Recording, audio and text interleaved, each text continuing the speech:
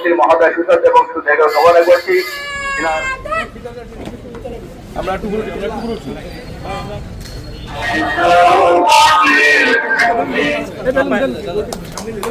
এখানে আমি রাজনীতি করতে আসি নাই, আমরা যদি মন পরিষ্কার করে সবাইকে একসাথে নিয়ে কাজ করতে না পারি, তাহলে আপনারা বলে দেন যে আমার মাটি, আমার জেলা, আমার জন্মস্থান ফরিদপুরে আমি আসবো না, তাহলে আমি আসবো না। আর যদি আমি আসি আমি আমার নির্বাচনী এলাকায় অনেকে আপনাদের সদর থেকে ওখানে আমার নির্বাচনী এলাকায় ঢোকা হয়, কিন্তু আমি তো কখনো কিছু বলি না। আমি সকলের ঊর্ধ্বে উঠে, সবকিছু ঊর্ধ্বে উঠে আমি মানুষের জন্য কাজ করতে চাই, যেটা আমি আমার পিতার কাছ থেকে শিখেছি। এই রাজনীতি গত 20-22 বছর ধরে দেখে আসছি।